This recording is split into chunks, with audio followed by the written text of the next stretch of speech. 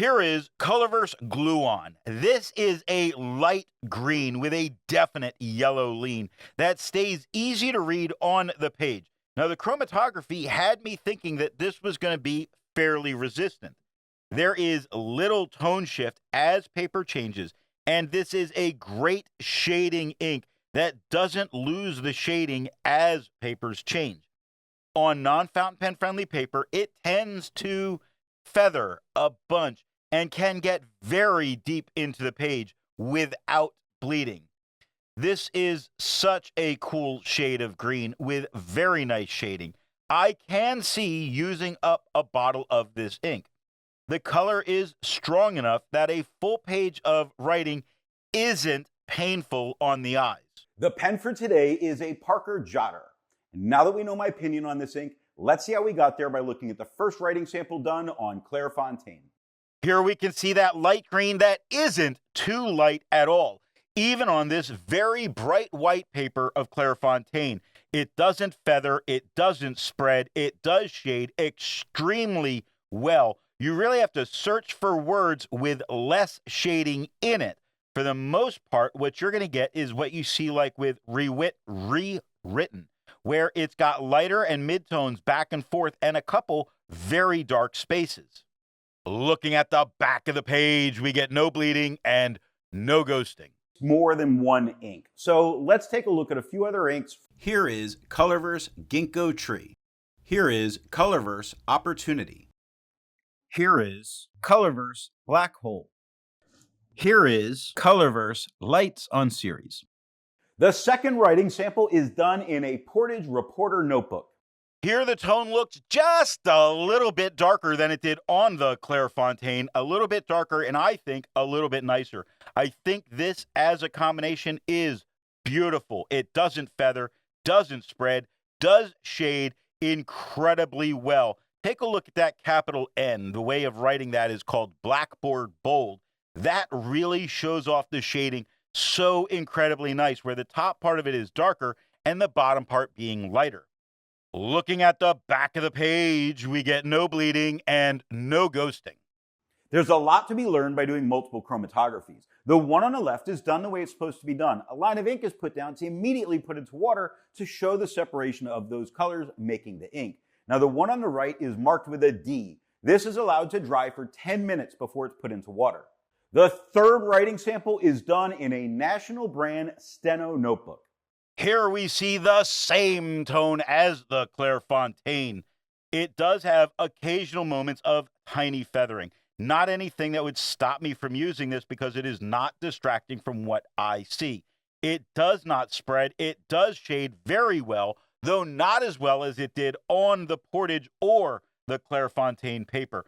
I like how this is looking. I see it not being affected by the tone of the paper, meaning the ink itself is opaque.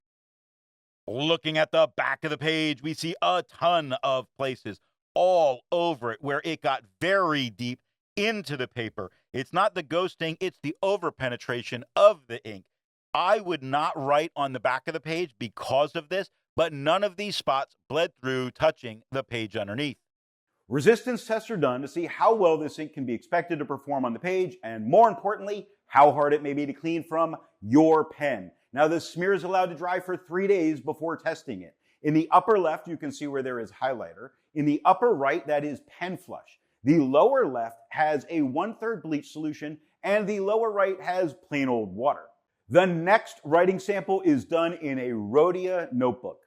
Here we get the same tone as the Clairfontaine. It does not feather. It does not spread. It does shade just as well as it did on the Clairfontaine. Most importantly, it stands out against this quad rule with no problem, making this a great ink to use if this is the paper you go for.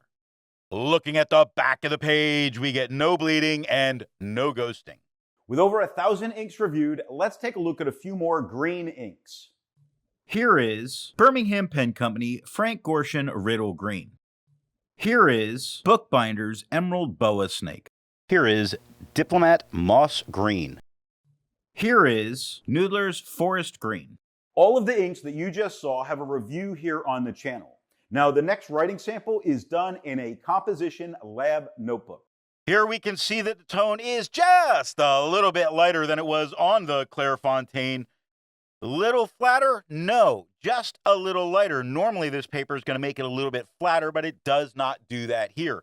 It doesn't feather, doesn't spread. It does shade, not as well as it did on the Clairefontaine, but it still does shade fairly well. It still stands out against the quad rule, making this good for students to use.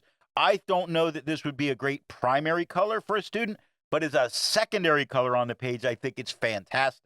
Looking at the back of the page, we get no bleeding and no ghosting.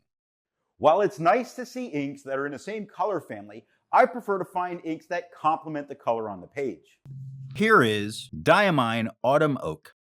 Here is KWZ Gummy Berry. Here is Van Diemen's Devil's Black. Here is KWZ Iron Gall Red No. 3. The best way you can support this or any channel that you like watching is to alert the retailer of where you saw the product at time of purchase. Now, the last writing sample is done on 20-pound copy paper.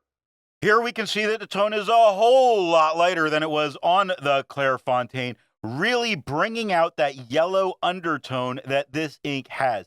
Now, there's a slight bit of feathering that does occur in a few spots. Not a huge deal. It's not distracting from the writing itself. There's a very minimal amount of spread, which is very acceptable considering it's copy paper, and it does shade, though nowhere near as good as on any other paper. Looking at the back of the page, you can see how frequently it really does get deep into the paper, meaning you probably do not want to write back here. The ghosting's not out of control. It just penetrates rather deep, but nothing bled through to touch the page underneath. So what nib and pen do I think are going to give the best writing experience with this ink? The Parker Jotter medium nib is writing with a medium flow. It gives a fun green with a yellow lean and a generous helping of shading. Off camera, I tried this in a wet medium and the tone darkened and it's still shaded, but it became a little less special as a green. I go for a medium flow, medium or broad for the tone and the shading, giving that special look to my writing.